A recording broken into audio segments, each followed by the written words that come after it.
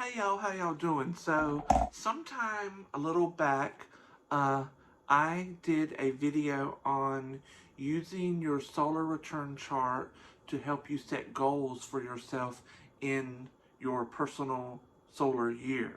Um,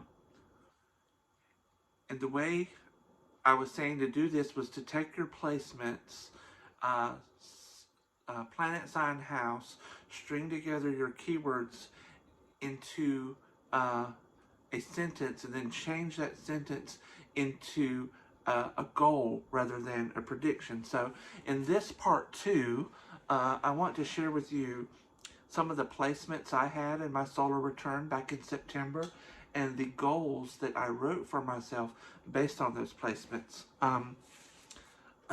And with that in mind, so in my solar return, I had Libra rising, and in my birth chart, Libra is in my 12th house. So I sort of combined those two.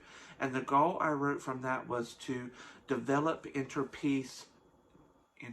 develop inner peace through art and writing. And so that is something that I really do enjoy. Those of you who follow me on Instagram may have seen some of my art. Sometimes I share my poetry and short stories, and I think I might have a sketch in my diary. Oh yeah, here we go. Here's a sketch in my diary y'all might like. I'm going to cover up his good bits. Um, but yeah, that's something that I've decided to take time to myself to get in touch with my own inner artist and writer. In my solar return, I have the sun in Virgo and the 12th house, and the goal I wrote from that was to analyze my subconscious. I just turned 50 this year, and one of the things I decided to do for my 50th birthday was to keep a diary. And I found this really cool book. I just happened to find this really cool book in the thrift store from the 70s called The New Diary. And the author analyzed all these different public and private diaries and came up with different modes of expression and tools that diarists and writers use to sort of analyze their life and their subconscious. And I've been studying that book and using some of the techniques. One diarist, she even named her different diaries, and she found that when she named them, certain themes emerged. So I decided to name my diary Fragments because I'm taking all these fragments from my life and I'm trying to put them together into sort of a narrative or a cohesive idea of who I am in this as I enter my second half century. So right now, my diary consists of a lot of lists and maybe a couple events here and there, but it's not like, dear diary, today I had a piece of toast and I went to work. I'm not that superficial. So other ways I'm analyzing my subconscious is I'm taking my study and practice of astrology on a deeper level. Usually I focus on my monthly lunar returns, my solar returns. I look at my Mars return because Mars is my chart ruler. I look at my Venus return because everybody loves love and everybody loves money. But this year I'm looking deeper into progressions and really looking at transits as they occur rather than transits from month to month. Tarot, I'm always studying tarot and getting new insights. I should have grabbed it, but I have my little tarot journal that whenever I get a new insight or idea, I write in it. Okay, so in my solar turn, I had the moon in Virgo in my 12th house. And from that placement, I got the goal of critiquing my fears. So what that meant to me is really looking at the things that I fear um, with a critical eye. Like, am I afraid? Do I have a reason to be afraid of what I'm afraid of?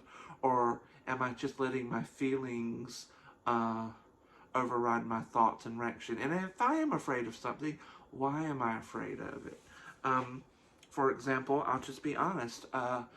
Pluto just entered Aquarius. I have Aquarius in my 4th house. I have lived in this apartment for 12, almost 13 years, and I'm just afraid I'm going to be asked to move out for some reason. I'm making more money in life.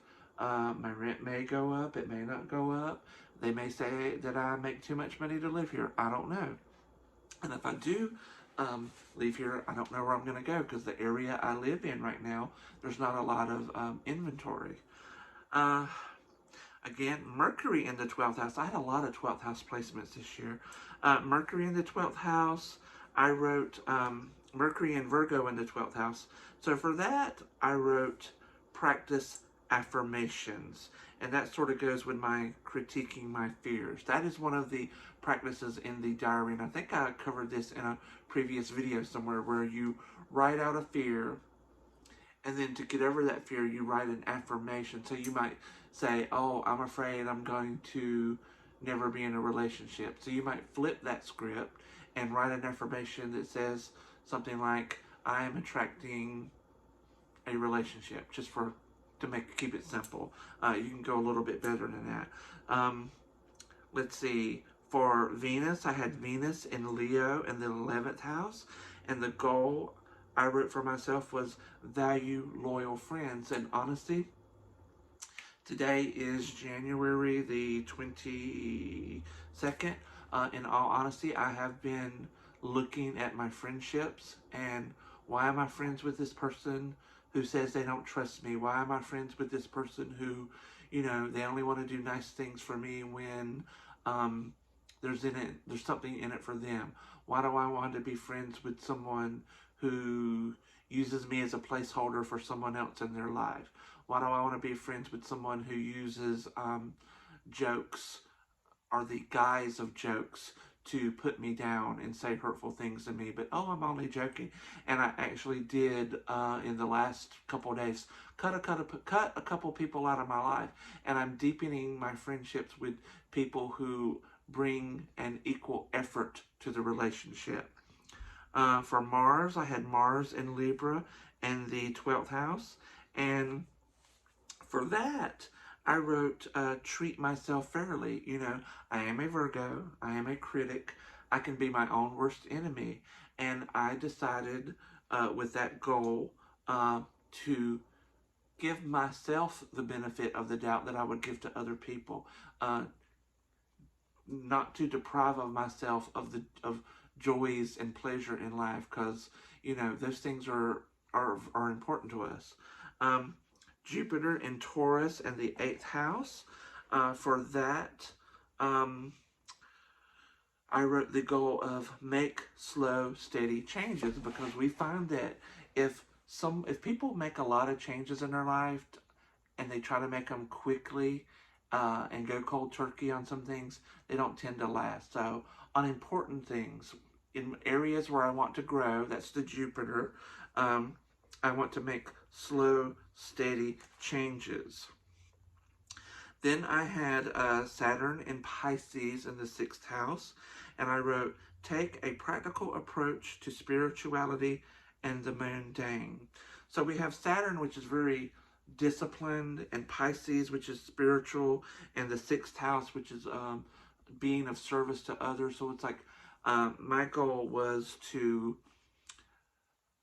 not really get out there too much. Like, I have a tendency to have a rich fantasy life. I read a lot of books, and let's say you read Practical Magic, or you read Witches of Eastwick, or one of these other really great witch books. Like, one I recently read was The Witch's Daughter, where magic works so much differently but the same, and sometimes in fiction, or like on Charm, you can go poof, like Piper Halliwell when you get froze.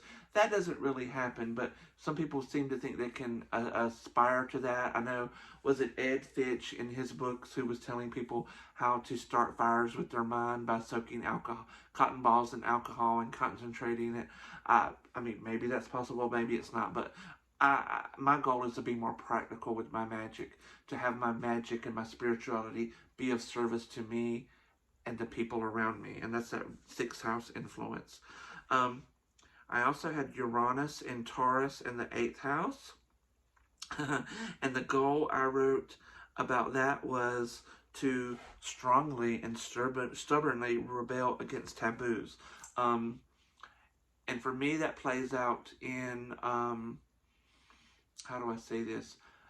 I've always been open about being gay and being a gay man, but like, to part of that to me is letting go of shame. Like, I'm going to be very honest with you guys, and I'm not going to tell you what they are, but I did carry a little bit of shame about the things that I like in a man or the things I like in a relationship. It just felt very personal, and stating those things was very, I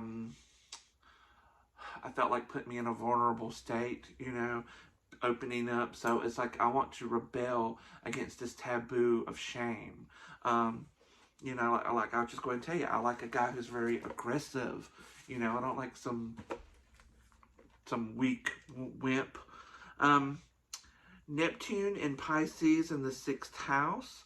For that, I wrote, infuse your daily routine with magic. And one of the concepts I learned when I was first studying and learning Wicca and witchcraft way back in the 90s was like the concept of daily devotions. I know you guys don't like this name, but Silver Ravenwolf wrote about devotions in one of her books. And devotions were like little rituals you do throughout the day to infuse, to reconnect with spirit and infuse your life and your day with magic and stay connected to the force of magic and spirituality in your life. And so sometimes we get busy in our own lives and we get away from that. And I think people really do crave ritual. They crave spirituality. And one way of satisfying that craving is to really take mundane things and turn them into magic. For example, just off the top of my head, washing dishes. I work with my hands a lot all day long. So maybe when I come home and have supper, as I'm washing dishes, I just imagine any negativity with my job being washed off my hands and down the drain. I had Pluto and Capricorn in the 4th house. And what I wrote, my goal for that was to heal relationships without fear. So there are certain relationships that have gotten, let's go back to the whole loyal friends things. Some of those friendships may be worth redeeming, and some of them are not. So that's what I have to do. I have to determine, am I going to keep this person in my life and try to heal this relationship, or am I going to have to cut them? But also that 4th house energy speaks of home and family. And in the last year, I've had 2 deaths in my family, people who are older than me. Obviously, I'm 50. So the generation before me is slowly or quickly passing away, and I'm going to be the elder in my family soon. And so I've honestly really been working on healing, maybe not the relationship, but how I feel about the relationship. Just on New Year's Eve, I had someone in my family pass away. It's someone who had a profound effect on my life. Out of respect for my family, I won't say who it is. I didn't necessarily like this person. I was shocked when I learned that they died, and I really had to examine my feelings for that person and just let go of resentments and past hurts, because there's nothing I can do about it now, so why live with it? You know what, guys? I was reading on the wrong line. I'm a mistake. That heal relationships without fear was Chiron and Aries in the 7th house. Sorry about that. Let's go back to Pluto and Capricorn in the 4th house. So what I wrote for Pluto in Capricorn in the 4th house was discover hidden aspects of yourself. And that goes back to my diary, studying astrology, studying the tarot. And, since September, I have dug a little deeper, and I did find out things about myself that I honestly didn't know before. And you think I would know me like the back of my hand. Okay, the last thing is North Node in Aries and the 7th house. And I wrote, develop initiative in relationships. Now, I tend to think of the 7th house as romantic relationships, but the 7th house really is about all types of relationships, business relationships, platonic relationships, romantic relationships, sexual relationships. And I do have a tendency in my love relationships to sort of wait for someone to approach me. I do not like to be the one to approach other people, and maybe that's something I need to experience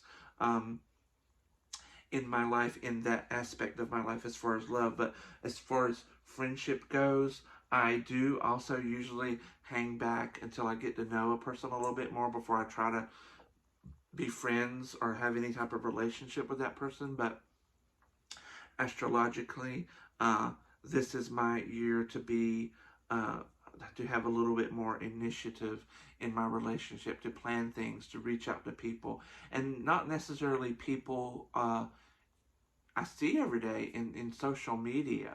Um, Generally, when people add me on Facebook or Instagram or whatever, well, on Facebook, I accept it right away. And I don't let people, I don't refuse people unless it's obviously some scammer or fake account, you know.